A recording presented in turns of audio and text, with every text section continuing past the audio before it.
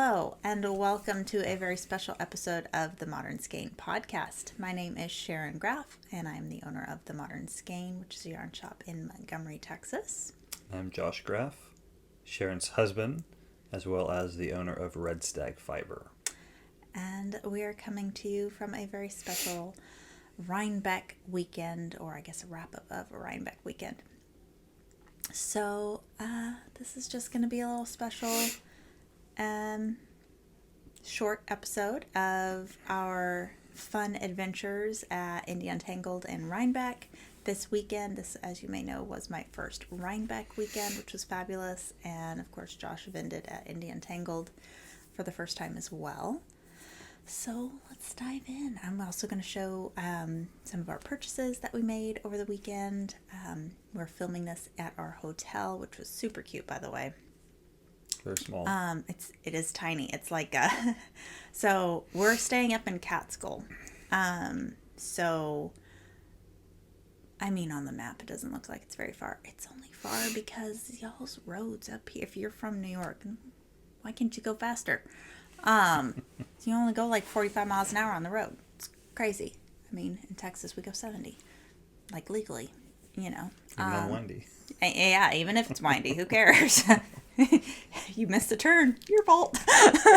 But anyway, it really wasn't too bad of a drive into Rhinebeck. We didn't think. Not bad at all. I was riding and knitting, so it really didn't bother me. But yeah, so we came up Thursday. Did we fly up Thursday? Thursday yes, morning. we did. Because we got up at too early. 3:45. Too early, really. But we got up, we flew into Newark, got the car, drove up here, set up for Indie Untangled, which was a beautiful event. Beautiful weather. Oh my gosh. Fantastic. I just have been in awe of the trees and the colors of the leaves and Get the true autumnal vibe at this point up here. So good. Pretty awesome. So good. What else? So then, well, we chilled, had great food. We're staying at this little, we were talking about where we are. We're staying at this little motel, like refurbished motel. And the room is tiny. I'm literally next to the bed, but it's so cute. Like, it's perfect. We're hardly here. We literally sleep. And, you know, we have so many things to do. So it's perfect. We have a nice bathroom, great bed, and this little cozy podcast area. It's about, let's say, half the size of your traditional hotel room. Yeah. So yeah, it's like a tiny, tiny house just without the kitchen. Yeah. But it's perfect. Like, you don't need a lot when you're at these events because we're out, we go out to eat, all the things. So, where do I want to start? I guess we'll start with Indie Untangled. Mm-hmm. Why don't you share about your experience since you were the one vending? I just stood there and sold yarn. Thought it was an amazing event. It was first time vending. I did not know what to go into. I was going into and didn't know what to expect, but it was great. Again, the weather was wonderful. There were a lot of people that came out. Weather helped with that, I'm sure. It was not raining at all. It was sunshine the whole day. I was cold. I did a lot of layering. So started off the day with a coat and then some knitwear and then just a shirt. I think so. Pretty much all day. Is that right? Yeah. Really? I don't think you took off the vest until we were packing up. Yeah, but could have taken it off earlier because it was in the sun. It's pretty warm. Hoodie came off. I'd say probably about, it's not hoodie, that beanie. My beanie came off about halfway through the day. Yeah. And the mornings were pretty chilly. I mean, it was in the 30s. Yeah. And you could see your breath and everything. Yeah. Very foggy. Not at Indie Untangled. It was just foggy in our drive over. Mm-hmm. And there were a lot of great vendors. Some of them I was familiar with. Some of them I know and have had conversations with. Others I've never met before. And so it was great to see those, and great to see a lot of new people come by the booth and say hi, and it was packed. Get to experience red stag fiber for the first time, and so that was wonderful. And Well, it's a great event. It was a great. It's well run. Yeah, the event was well run. There's a lot of room for walking around because there are 3 different Pavilions. Yeah. I guess would be the right word. Yeah. It's not barns. It's not like Rhinebeck like that. Yeah, they're almost like pavilions. Yeah. One's a pavilion for sure. The other one is a tent. Just one of those massive white tents that you see. Like you go to an outdoor wedding Yeah, and I mean, they put a tent up. really that massive. And then the third place was where we were, and it was kind of an extension of another part of. Part of it was a bar, and part of it was, I'm guessing, some type of office or event space or something like that. But so we were basically like an extended porch off of that. One side was had a sliding glass wall. Right, but it was open air for the one that we were in, and the third one at the end that was mainly a pavilion one. That was all open air. Yeah, and so. It was great. And there was a ton of parking. Oh, yeah. Easy in, easy out. And tons of good food vendors. And so it was just a really, really good event. So about the only time I left the booth was to get lunch. And then I snuck out, and I will show you what I got. But it was amazing. I mean, any event in my mind that has fresh shucked oysters is top notch. So I had oysters and a beef brisket, macaroni and cheese or something like that. And then you had some barbecue, which was I had barbecue pretty cool. With, let's see here, it was more of a slaw type of vegetable medley. Oh.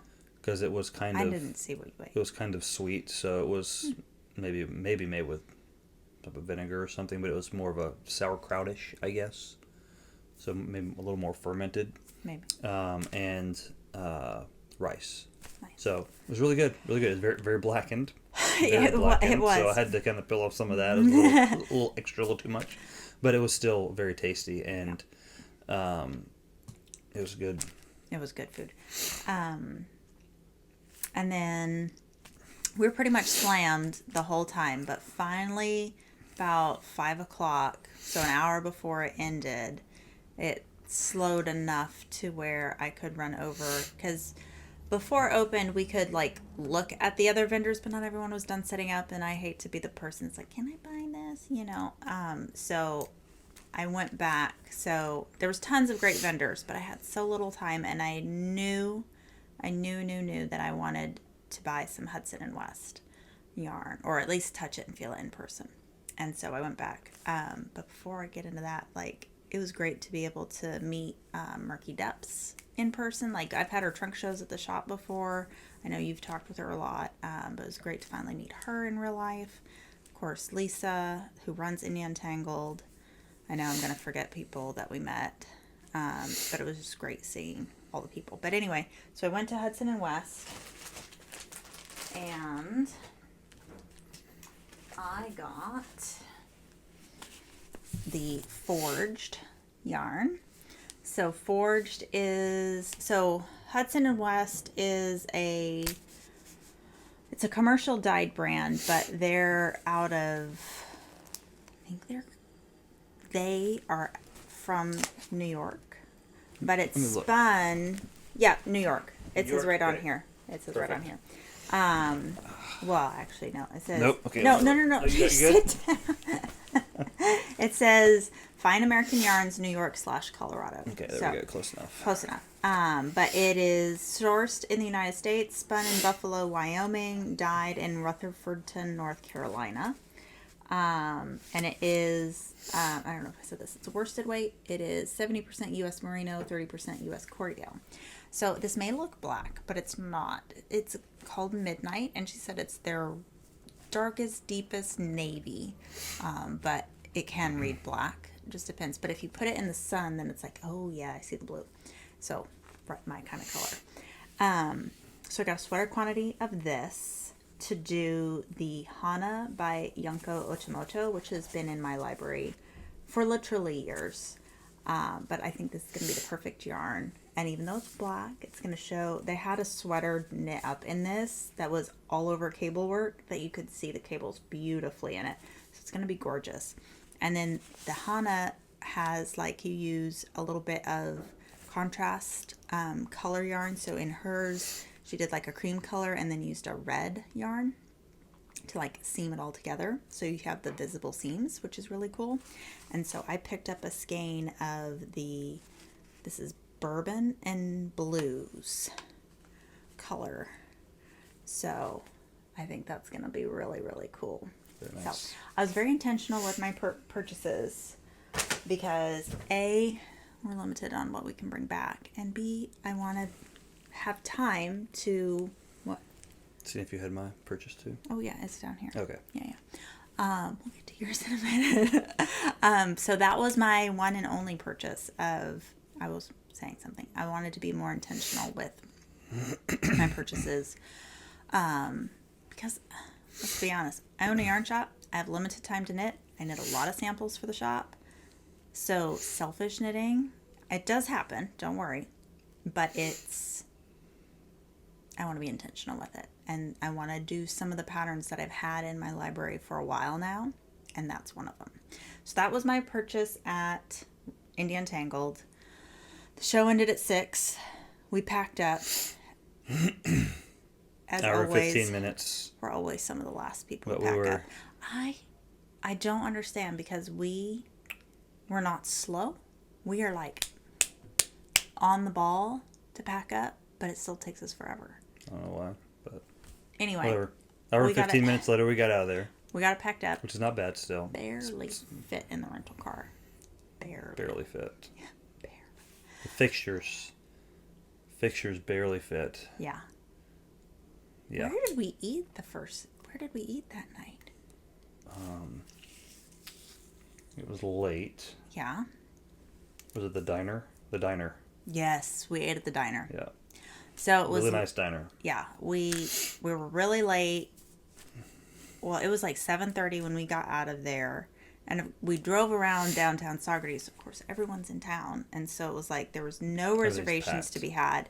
Everything looked super packed, so we decided, since our hotel that we're staying at, or motel, is a bit out of the way, it's like surely there's something in the little town Catskill. No. First night we ate at the tavern here at the hotel or motel, whatever. Casa Susanna. If you're ever up here, really and good stuff. Y'all know I'm from Texas. We're from Texas, and so we have very high standards for Mexican food. I was surprised. Yeah, it's high. It's more high end, authentic Mexican with a true Spanish flair. Yeah. Like Spain Spanish flair. A lot of this dishes, he was like, it's like a Spain Spanish interpretation, and it was very good. But anyways, back to the night after we packed up. So then we went to the diner here in town. Ambrosia Diner. Very good. Just good old diner food. Yeah, we were, it was 8:00 at night. We're tired, starving. Just had something hearty, It was great. Meatloaf with mashed potatoes and mixed veggies and water. Fabulous. So that was great. It was great. Filled our bellies, rolled into the bed, and crashed. So then we had to stop and ship the next day, ship all the stuff back. The morning of the first morning day of Rhinebeck. So Saturday morning, we had to drive to Kingston to ship it back, but that barely took 15 minutes. I mean, that was I'd say quick. that UPS guy was the best UPS guy I've ever encountered in my life. 5 stars. He was awesome. Knew exactly what he was doing, and I'm pretty sure he had a photographic memory because he memorized all of the orders for each of the boxes so that he could just get us in and out, and he was going to label them and tape them after we were gone because we didn't need it. He's like, you don't need to hang around. You don't need to hang out and watch me do this. Yeah. So that's like pretty impressive. That's great. So we did that, and then we crossed the Rhinebeck or Rhinecliff Bridge. and went to Rhinebeck. We ended up getting there at what, like 10:30, 10:40, 10:30, something like that. Mm-hmm. Honestly, I mean, yes, there was traffic on the bridge. It wasn't terrible. I mean, it wasn't bad. Houston's traffic's worse, honestly. And it's a pretty drive, so it's not like it's horrible to look at when you're in traffic. Gorgeous. We got there, we parked, walked in. I will say, of all the years I've heard about Rhinebeck and everything, and I've seen people post stuff and everything, but I've always kind of thought the whole, oh, there's going to be 30,000 people at Rhinebeck was a little over-exaggerative. Yeah, no. There's a lot of people. There literally is. A lot of people. Wow. A lot of sardining. I mean, you were oh, yeah. Short, some of the barns, it was like, I just need to make our way out. I don't know what I'm passing. Yep. And I will say the women's restroom lines were probably about 50, 60 people deep. But luckily the men, you went right in. Okay, but in all honesty, the ladies that were cleaning and running the women's restrooms were like drill sergeants, and they were like moving you through 3 stalls open, and they have them all numbered, so go to 34, 37, next 3 people, 49, 50, 51. I mean, it was just like, the line was it was long, but it was constantly moving. So. But it was really nice because they had attendants in each of the restrooms that were constantly cleaning. Yeah. So once somebody used something, they cleaned it. I mean, restocked paper if you're towels. from Texas and you're familiar with Buc-ee's, it was that level of cleaning service, and so it was always every time you went in, it was always clean. Always clean. So, there was always toilet paper. I mean, impressive. I've been to a lot of, I'll say, well, not maybe a lot, but I've been to other farm and festival type events at a fair. And yes, they had backup porta potties and stuff like that, but there's never an attendant really in there cleaning it. It at one point, usually at most of these things, usually at a fair, it's a free for all in those toilet rooms, and you're gonna run out of toilet paper. And it's nasty at one point because there's nobody cleaning it. Well, this was literally super clean all the time, right when you needed it. Yeah. So. Now that we've sung the praises of the bathrooms at Rhinebeck, at the Dutchess County Fairgrounds. So they're 5 stars. So I knew, because everyone had told me, it's really, really crazy on Saturday. Do most of your buying unless there's something you know is going to sell out or think is going to sell out. Most of your stuff on Sunday. And we'd gone ahead and bought tickets for both days. We weren't sure exactly. I'm so glad we did stay for both days. Me too. But I knew that I wanted to go to the Matterroot booth and get a t-shirt. So that was kind of our first beeline stop. Ta-da! So I got what did he call this? Looks like a sheep to me. I know. I think this is... No, but they had different ones. I think this was the Shetland one. It was either the Shetland or Romney. Because the sweatshirt had an Angora goat. And then he had another type of sheep. But I went with this one. So I got my t-shirt. Super cute. And then we just kind of wandered around. And ended up... I had no idea this was there. Ended up in this barn building that we realized was like food stuff. Yeah. And like fair stuff, because it is the sheep and wool thing is basically just like every sheep and wool thing where there's animals and there's demonstrations and there's all these things, and it is the yarnies that have capitalized. Basically capitalized on that. So you still have a lot of just the normal sheep and wool fair type stuff. Oh, and there were people that that's not really has anything to do with hand-dyed yarn, commercial yarn, or any of that type of stuff. It's fair stuff. Well, because there were people there that like didn't knit or crochet. Yeah, they came to see the sheep and eat the fair food and do that sort of thing. You know, get the donuts and all that stuff, which I did on day 2. We'll talk about that in a minute. But this little place that we were in, it had like maple syrups. It had honeys. It had Polish sausage. It had local wine, beer. Had that Italian guy with his salamis and fresh sourdough breads. It had what else did it have? Like a gluten-free. Yes, there was a chocolatier there. Mm-hmm. Just all these little. The jerky guy with all the exotic jerkies. Yeah, kangaroo jerky. Who knew? The candied apples on a stick. Mm-hmm. That type of stuff was in this building. And then you also had like your I guess you didn't really have it in that booth. No. Never mind. But it was a really unique because it was more of a fair feel in this particular building than the other ones, because a lot of the other ones were specific to yarn. Well, and this was also where you could look at all the artwork that I guess people submitted to then be voted on for like their logo. And so then they had everyone, I believe, that just submitted artwork. They had all their stuff up so you could take a look and see what missed out, you know, that sort of thing. And then some photos that I'm assuming were part of the little exhibition. Yeah, like landscape photos. Because like all fairs, they have like an exhibition where everybody submits, and they pick the best in show of even the photos and stuff. So, and oil, like oil painting stuff, like with a lot of these festivals and stuff, it's the same type of situation. So anyway, we go in this booth or we go in this barn, and we're walking down, and I think you spotted it.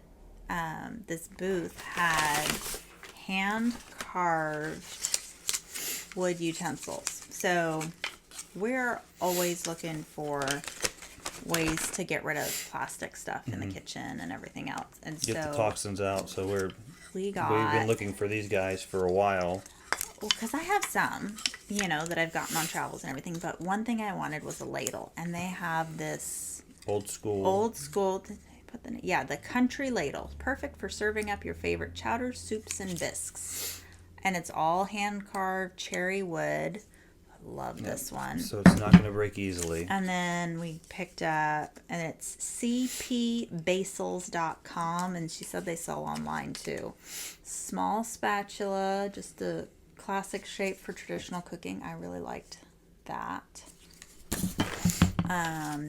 This, I have like a silicone little jar spatula thing, but this was really cute. This is the Dip It, Spread It, Stir It tool.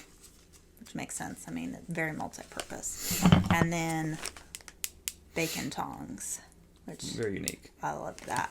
So we snagged all that, and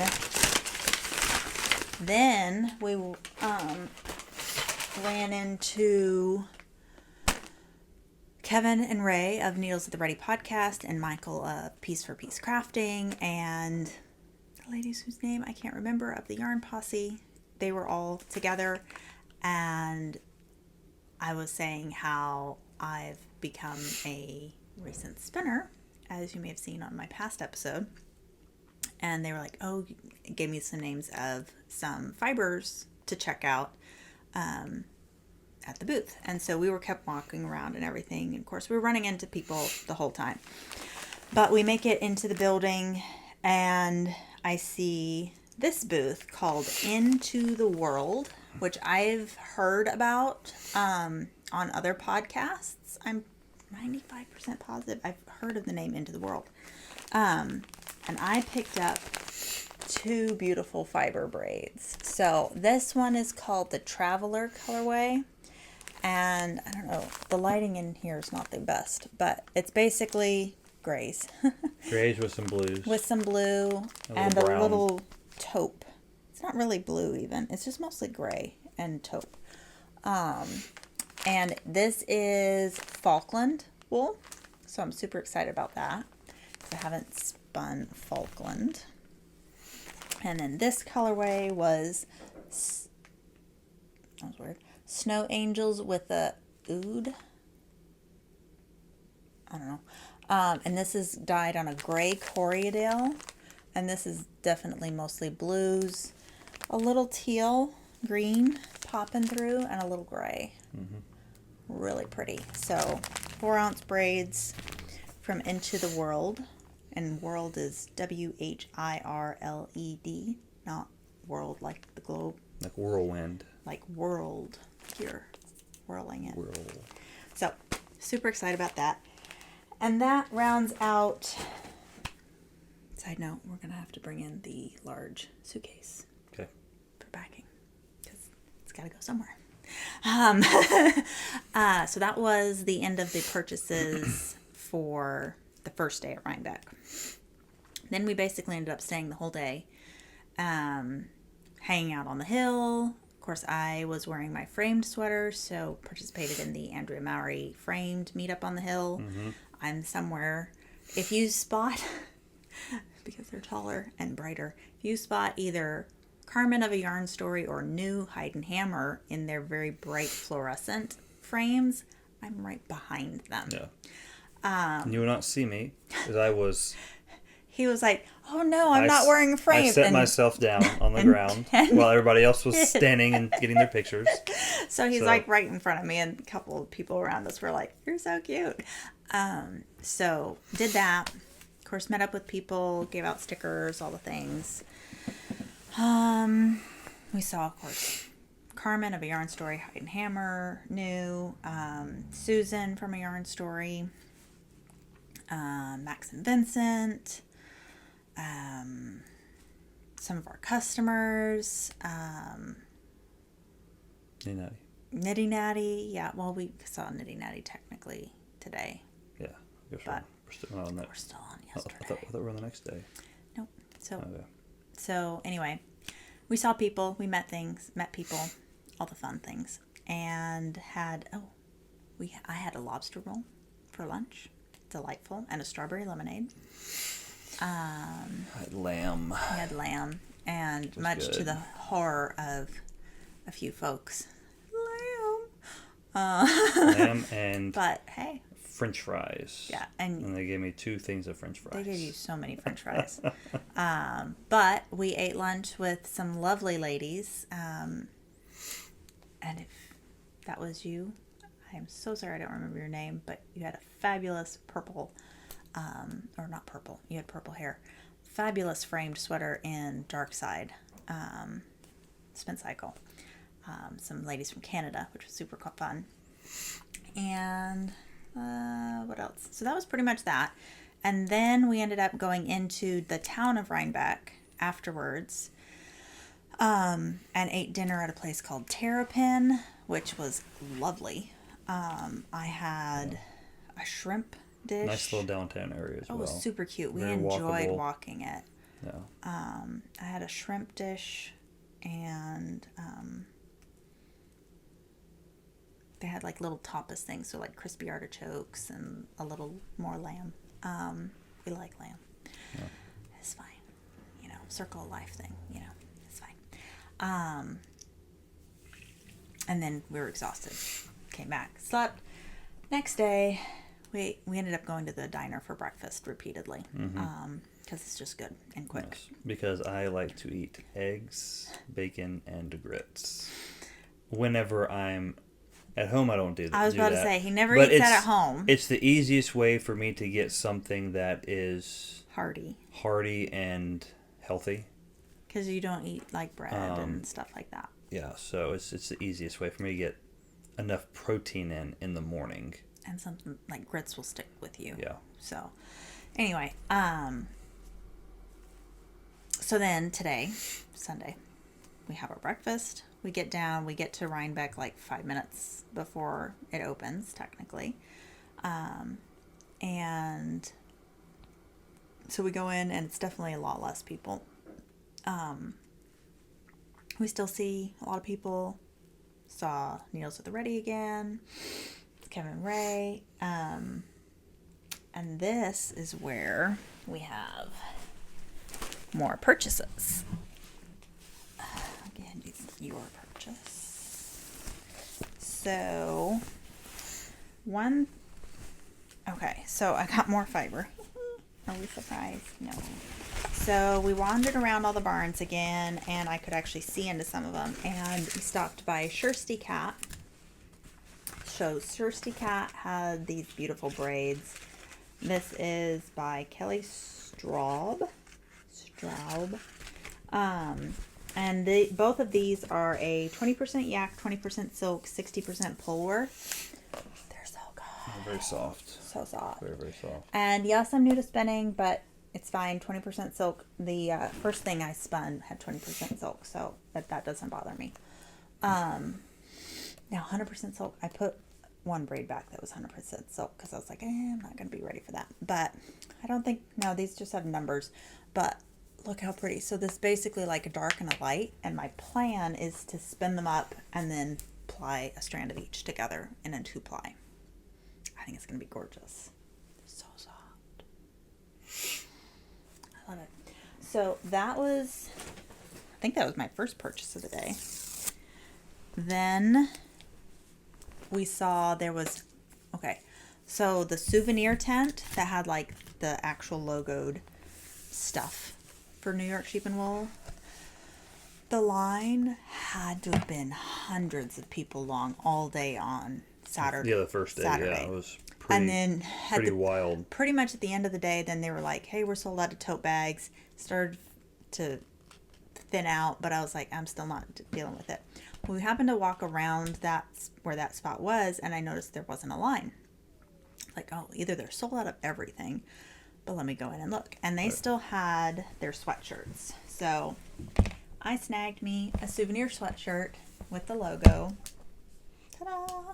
So I have, this is what I'm going to wear on the plane tomorrow. I have my souvenir from Rhinebeck, ta-da, of the official 2024 New York State Sheep and Wool Festival, established 1980. So got that, and then we're wandering around, making sure you're fine. And I found this called the Fleece and Fiber Source Book. More than 200 fibers from animals to spun yarn. So pretty awesome. It's a little thick book. I have a little bit. I have a little tiny. I guess it's not tiny, but it's it's like a pocket guide. It's like a pocket guide to fleece, and it talks about all the different, or 100 different breeds of sheep. Kind of gives a little bit about their origin, their history, their micron counts, their staple lengths, the colors they come in, where they're from, all these different just a little bit in a very small package of information. But this one I found, did not know this one existed, but this one talks about 200 different fibers, including sheep, goats, alpacas, llamas, camels, bison, musk oxen, yaks, and more. So this is going to be a very interesting book to read and to look through. It's going to be more of a perusing book because it's more of just an informational book. It's not anything beyond like a that. Read. It's not a read. It's just kind of flip through. Oh, that looks like an interesting one to look at type of deal. Coffee table book kind of thing. Forgot. I also snagged a sticker, the official Rhinebeck sticker. Yeah. So you found that. Isn't it? You got. That's all I got. Yeah. That's all I got. So then I pay for dinners. Yes, he buys the food, the important stuff. I managed to, the booth line, even when it was not full, it was full at Katrinkles, but I managed to get the Rhinebeck set, which is awesome. So I actually, the last time I was at VKL, I got her VKL set, and so now I have the Rhinebeck set. So super fun, and it's dated, so it's the 2024 Sheep and Wool stitch marker set. So I got that, and then I was like, okay, I'm good. I don't need to get anything else. And somehow, because that day was so, no, you bought your book. Today. Your men's book. Oh, I do have another book. Where'd you put it? Where's that? I don't know.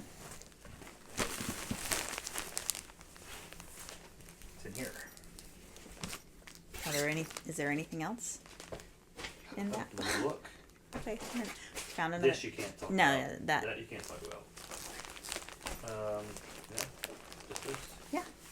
Talk about that. So then we found I guess it was just too crowded the first day, and so we went to the book store area, and outside of that was another part of an aisle that we hadn't gone to, which is where I got my thing. But let me see. So this book had been out of print for ages. Or what, and like 80 years or something? I mean, very not long. 80 years, but like 50 years maybe. When was it published I originally? don't remember. But it's The Manly Art of Knitting. And I've heard about this for forever. And the last time I looked, okay, so it was originally published in 1972, and then they didn't reprint it. Yeah. And so, like, one time I found a copy on eBay, but it was like $200. You know, it was ridiculous.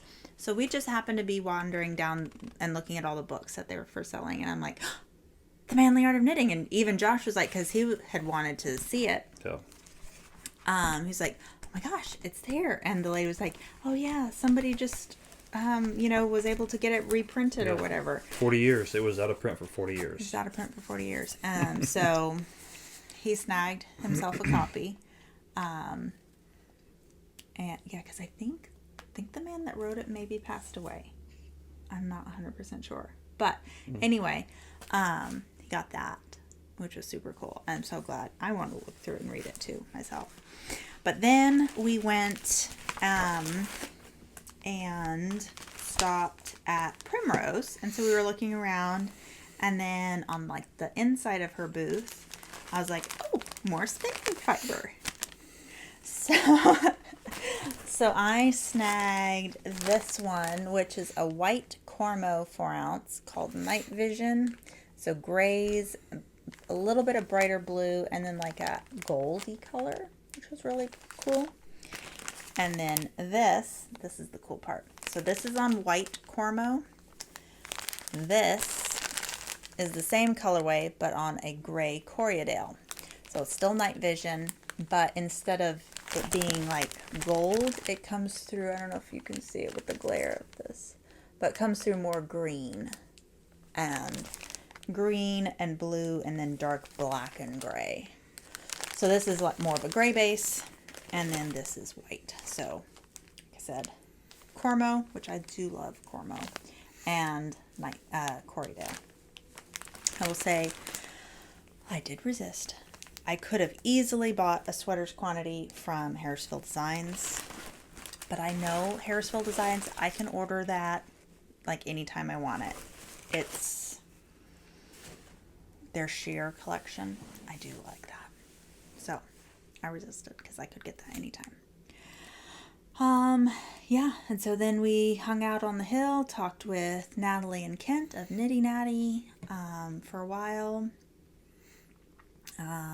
Chatted up with Justine and Lori of Skein Shop and the Skein Scoop podcast, and some lovely ladies that they were with. I believe her name was Holly, and she's a yarn dyer, and another lady whose name I forget, but she does like knitting notion jewelry things. And then it ended. Oh, I did get my apple cider donut and a hot cider. Oh, and the Brussels sprouts. So everyone talks about how amazing the Brussels sprouts are, and they were amazing. I will say that. You got lamb and chicken again. It's good. Yep. That's good. Oh, and you got soup. I got butternut squash soup. Butternut squash soup. And then That's good. I think that about wraps it up. We then went to Athens, just north of here, and had a lovely dinner at a tavern. Yep. It was delightful. And now we're back here. And now we got to pack up and drive back to the city and catch a flight home. So I hope you enjoyed. Do you have anything else to say? I have nothing else. Okay, you have nothing else. I hope you enjoyed this little recap, mini haul of what we got at Rhinebeck and our experience. And stay tuned for a regular episode, which I think it's 150. Isn't that what you said? Our next official episode will be 150. You're at the last one you did was 150. Oh. Well, So then, this is 151. well, this is a special episode. Oh, it's special. So Okay, it doesn't get count. So then we've already passed 150. Never mind. So yeah, have a great day, guys. We'll chat soon.